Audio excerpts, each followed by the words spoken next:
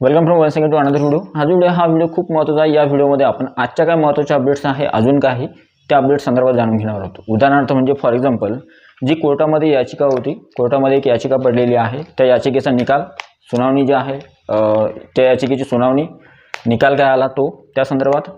नंतर काही विद्यार्थ्यांनी मला कमेंट्समध्ये प्रश्न विचारला, मराठवाड्यातल्या ज्या जागा आहेत मराठवाड्यामधून काही जागा येणार नाही का, त्या संदर्भात सुद्धा मी या व्हिडिओमध्ये बोलणार आहे। आणि सोबत अजून एक महत्त्वाची गोष्ट आहे, 23 नोव्हेंबरला जी परीक्षा झाली TET परीक्षा, 23 नोव्हेंबरला TET एक्झाम 2025 जी झाली, जिचा निकाल आता काही दिवसामध्ये लागेल, तर ती जी माहिती आहे ती ॲड करता येणार आहे का या संदर्भात सुद्धा या व्हिडिओमध्ये आपण बोलणार आहोत। व्हिडिओ जो आहे खूप महत्त्वाचा आहे, सर्व अपडेट्स या व्हिडिओमध्ये तुम्हाला कळणार आहे। व्हिडिओ आवडला तर व्हिडिओला लाईक करा, तुम्ही चॅनलवर नवीन असाल तर अशाच प्रकारच्या शिक्षक भरती संदर्भात पवित्र पोर्टल टेट परीक्षा किंवा TET परीक्षा या संदर्भात कोणत्याही प्रकारची महत्त्वाची इम्पॉर्टंट माहिती तुमच्याकडून मिस होणार नाही। चॅनलला सबस्क्राईब करा, साईडच्या नोटिफिकेशन मिळेल ऑलवर सेट करा, आणि हा टेलिग्राम चॅनल व्हॉट्सअप चॅनलची लिंक डिस्क्रिप्शनमध्ये त्यांना सुद्धा तुम्ही जॉईन करू शकता किंवा सबस्क्राईब करू शकता। तर चला सुरू करूया आजचा व्हिडिओ। सगळ्यात अगोदर पहिली महत्त्वाची गोष्ट आहे ती आहे ॲक्च्युली पहिले अगोदर मराठवाड्यासंदर्भात सांगतो। बघा, मराठवाड्यातले जे जिल्हे आहेत त्या जिल्ह्यांमध्ये सद्यस्थितीमध्ये एक मुलांचा असा प्रश्न होता की मराठवाड्यातल्या काही जिल्ह्यांमधून किंवा मराठवाड्यामधून जे आहे जागा शून्य जागा येतील, तर बघा काही जागा येतील किंवा किती जागा येणार त्या संदर्भात। तर बघा सद्यस्थितीमध्ये जे आहे मराठवाड्यातून शून्य जागा येणार का, तर मराठवाड्यातून जे रोस्टर किंवा जी बिंदू नावावली आहे तिच्या संदर्भात मी तुम्हाला काय सांगितलं, संच मान्यता 2024, 25 आणि 25-26 यानुसार 15 जानेवारी 2026 पर्यंत या सगळ्या गोष्टी तुम्हाला, म्हणजे संच मान्यता ऑलरेडी झालेली आहे, पण तुम्हाला ह्या ज्या सगळ्या गोष्टी आहे किंवा ही जी आकडेवारी आहे ती तुम्हाला आजच्या तारखेमध्ये, म्हणजे आज तारीख किती आहे 15 जानेवारी 2026, ती इथपर्यंत मुदत दिली होती, आणि यानंतर तुम्हाला 1-2 दिवसांमध्ये किंवा 2-4 दिवसांमध्ये तुम्हाला आकडेवारी सगळी कळणार आहे। ठीक आहे, आता ही जी आकडेवारी आहे या आकडेवारीमध्ये एक गोष्ट रिअल आहे की कोणती, काही जिल्ह्यांमध्ये जागा ज्या आहेत कमी आहे, काही जिल्ह्यांमध्ये जागा वॅकन्सीच नाही आहे, म्हणजे त्या जागा मागच्या वर्षीसुद्धा त्याच्यामध्ये वॅकन्सी नव्हती, यावर्षीसुद्धा नसणार आहे, आणि काही जिल्ह्यांमधून मात्र जागा येतील। आता याच्यामध्ये एक महत्त्वाची गोष्ट आहे की इथे मराठवाड्यातून डायरेक्टच शून्य जागा येणार किंवा जागाच येणार नाही असं होणार आहे का, तर नाही। जशी संच मान्यता किंवा जशी रिक्त पदे असतील प्रत्येक जिल्ह्यानुसार, आणि विशेष म्हणजे फक्त जिल्हा परिषदेचे नाही, महानगरपालिका, नगरपालिका, खाजगी शैक्षणिक संस्था आणि सोबत जिल्हा परिषद, तर या वेगवेगळ्या आस्थापना आहेत। या वेगवेगळ्या आस्थापनांच्या जागा ज्या आहेत त्या वेगवेगळ्या याच्यामध्ये, म्हणजे उदाहरणार्थ जिल्हा परिषदेच्या वेगळ्या जागा, महानगरपालिकेच्या वेगळ्या जागा, नगरपालिकेच्या वेगळ्या आणि खाजगीच्या वेगळ्या जाहिराती येतात, त्याच्यामुळे त्यांच्या जागा येतील। त्याच्यामुळे मराठवाड्यातली ही सिच्युएशन आहे, मी तुम्हाला जी सांगितली ती त्यानुसार आकडेवारी तुम्हाला मराठवाड्यातली सुद्धा येणाऱ्या शिक्षक पद भरती 2025 दिसेल। आता पुढची जी महत्त्वाची गोष्ट आहे ती आहे एक ठिकाणी अजून एक गोष्ट सांगण्यात आली, काही ठिकाणी शिक्षक जे आहेत ते अतिरिक्त होत आहेत, मग त्या शिक्षकांचं समायोजन करावं लागेल, आणि समायोजन केल्यानंतर मग जे आहे जी काही रिक्त आकडेवारी असेल त्यानुसार मग पवित्र पोर्टलवर त्या जागा येतील, ज्या जागा रिक्त असतील त्या। आता पुढची जी महत्त्वाची गोष्ट आहे ती आहे, एक कोर्टामध्ये याचिका पडली होती, कालच्या तारखेमध्ये निकाल आलेला आहे तिचा। याचिका कशा संदर्भात होती, याचिका खूप महत्त्वाची आहे, समांतर आरक्षण संदर्भात। म्हणजे तुम्हाला माहीत नसेल, तुम्हाला माहीत आहे शैक्षणिक अर्हता जी आहे आपली एज्युकेशनल क्वालिफिकेशन 14 मे 2025 पूर्वीचं पाहिजे, आणि व्यावसायिक अर्हतासुद्धा 14 मे 2025च्या पूर्वीचंच पाहिजे, फक्त ॲपेर विद्यार्थी सोडून। ठीक आहे, आता इथं काय झालं, आणि समांतर आरक्षणसुद्धा तुम्हाला लाभ घ्यायचा असेल तर तुमचं डॉक्युमेंट्स अगोदरचंच पाहिजे ना, परीक्षेच्या अगोदरचं। तुम्ही परीक्षेच्या नंतरचं किंवा परीक्षेच्या नंतरचं जर तुमचं डॉक्युमेंट असेल तर त्यावेळेस तुम्हाला त्याचा फायदा मिळणारच नाही। तर अशा संदर्भात काही विद्यार्थ्यांचं डॉक्युमेंट जे आहे ते 14 मे 2025 नंतरचं होतं। तर अशा विद्यार्थ्यांनी कोर्टामध्ये धाव घेतली, याचिका टाकली होती की आम्हाला सुद्धा समांतर आरक्षणाचा लाभ मिळावा, त्या संदर्भात त्यांची याचिका होती। तर अशा याचिकाकर्त्यांच्या संदर्भात कोर्टानं जी आहे ही याचिका जी आहे या याचिकेच्या संदर्भात निकाल दिला आहे। कोर्टानं सांगितलं की जी काही नियमावली आहे किंवा ज्या काही सूचना आहेत महाराष्ट्र राज्य परीक्षा परिषद यांच्या वतीने देण्यात आलेल्या त्या योग्य आहेत, आणि ही जी याचिका आहे ही याचिका फेटाळून लावलेली आहे। त्याच्यामुळं 14 मे 2025 नंतर जर तुमचं डॉक्युमेंट असेल आणि समांतर आरक्षणाचा तुम्हाला जर फायदा घ्यायचा असेल तर त्यावेळेस मात्र तुम्हाला घेता येणार नाही।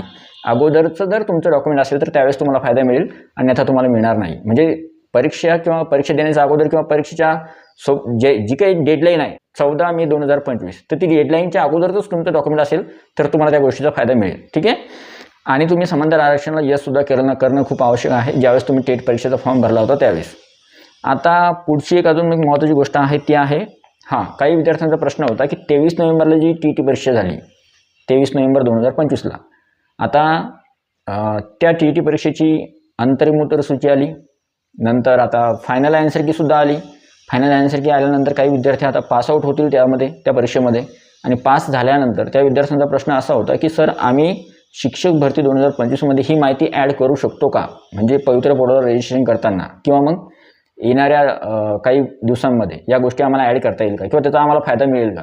तर बघा इथे एक गोष्ट आहे की तुमची जे क्वालिफिकेशन आहे किंवा तुम्ही जी परीक्षा दिली ती नंतर दिली, म्हणजे 23 नोव्हेंबर 2025 म्हणजे हे ॲक्च्युली 14 मे 2025 नंतरची कोणती तुमची जी अर्हता आहे ती तुम्हाला आता सद्यस्थितीमध्ये ग्राह्य धरल्या जाणार नाही. टेट क्रमांक 3साठी त्याचा जो विचार होणार आहे तो होऊ शकतो टेट क्रमांक 4साठी. आता समजा नंतर 2017ला टेट 1 झाली, 2022ला टेट क्रमांक 2 झाली आणि 2025ला टेट क्रमांक 3 झाली. तर इथे काय करायचं, तुम्हाला पुढची जी टेट परीक्षा होईल त्या परीक्षेमध्ये तुम्हाला त्याचा फायदा मिळेल. जर तुम्ही पासआउट झाले तर त्या TET परीक्षेची माहिती तुम्हाला त्यावेळेस तुम्हाला तिथे फिलअप करावं लागेल. आता सद्यस्थितीमध्ये तुम्हाला ती माहिती ॲड करता येईल का, तर त्या संदर्भात माहिती अशी आहे की ती माहिती तुम्हाला सद्यस्थितीमध्ये ॲड नाही करता येणार. पण त्या TET परीक्षेचे पासिंगची जी हे आहे काय, तुम्ही जी TET परीक्षा पास केलेली आहे त्याचा फायदा तुम्हाला येणाऱ्या पुढच्या टेट परीक्षेमध्ये मिळेल. त्याच्यामुळे निश्चिंत राहा. ठीक आहे. अशा प्रकारे ही सर्व माहिती होती आणि या सगळ्या गोष्टी होत्या. आणि हां, एक गोष्ट महत्त्वाची आहे की ही जी याचिका होती समांतर आरक्षणासंदर्भात ही कुठं होती, तर मुंबई उच्च न्यायालयाचं जे खंडपीठ आहे औरंगाबाद म्हणजे छत्रपती संभाजीनगर इथं जे आहे या याचिकेचा निकाल आलेला आहे. आणि तो निकाल जो आहे लागल्यानंतर आता उमेदवार जे काही रिलेटेड उमेदवार असतील त्यांना जे आहेत इथून समोर जर तुम्हाला काही गोष्टींचा फायदा घ्यायचा असेल किंवा लाभ घ्यायचा असेल तर मात्र तुमचं डॉक्युमेंट 14 मे 2025च्या अगोदरचं पाहिजे, तरच तुम्हाला त्या गोष्टीचा लाभ मिळेल, अन्यथा मिळणार नाही. तर या संदर्भात हा व्हिडिओ होता आणि ही सर्व माहिती होती. आय होप तुम्हाला सर्व गोष्टी ज्या आहेत ते क्लिअर करून सांगितल्या मी. आणि जागेंची जी गोष्ट आहे की कोणकोणत्या जिल्ह्यामध्ये किती जागा रिक्त आहे, फक्त 4-5 दिवस थांबा. 4-5 दिवस थांबल्यानंतर तुम्हाला पूर्ण आकडेवारी जी आहे समोर येईल. कारण की जी आकडेवारी आहे अंदाजित आकडेवारी कोणती, 12,000 किंवा 14-15,000 जसं शासनानं सांगितलं 12,000 पदांची आम्ही पदभरती करणार आहोत. तर त्यानुसार शिक्षक किती अतिरिक्त होत आहेत त्यांची संख्या, एकूण आकडेवारी किती आहे ती संख्या, आणि नंतर मग किती शिक्षकांसाठी जागा जातील अतिरिक्त शिक्षकांसाठी आणि उरलेल्या जागा किती आहे ही आकडेवारी आपल्याला 4-5 दिवसामध्ये लगेच कळेल. त्याच्यामुळे फक्त थोडे काही दिवस वेतनवादची भूमिका घ्या. लगेच तुमच्या समोर ती आकडेवारी आल्यानंतर तुम्हाला कळेल. आणि हां, ती आकडेवारी समोर आल्यानंतर तुम्हाला हे सुद्धा कळेल की शिक्षक भरती एक्झॅक्ट किती पदांसाठी होणार आहे. तरीसुद्धा मिनिमम आणि मॅक्झिमम तुम्हाला आकडेवारी माहिती आहे की एवढ्या पदांसाठी अंदाजित पदभरती प्रक्रिया टप्पा क्रमांक 1 होऊ शकतो. तर अशा संदर्भात ही माहिती होती. फक्त 2-4 दिवस वाट बघा, तोपर्यंत ती माहिती समोर येईल. तर आय होप हा व्हिडिओ होता आणि अशा प्रकारे ही सर्व माहिती होती. व्हिडिओ आवडला तर व्हिडिओला लाईक करा आणि ह्या ज्या गोष्टी आहेत ह्या गोष्टी पूर्ण फॉलो करा. शिक्षक भरती प्रक्रियेच्या कोणत्याही प्रक्रियेमध्ये समाविष्ट राहा. शिक्षक भरती प्रक्रियेमधून बाहेर पडणार नाही याची काळजी घ्या. स्वतःचा फॉर्म डाउनलोड करून घ्या, प्रिंटआउट करून सेव्ह करून ठेवा, जेणेकरून तुम्हाला डॉक्युमेंट व्हेरिफिकेशनला मदत होईल. तर अशा पद्धतीनं या सगळ्या गोष्टी होत्या. व्हिडिओ आवडला तर व्हिडिओला लाईक करा, चॅनलला सबस्क्राईब करा.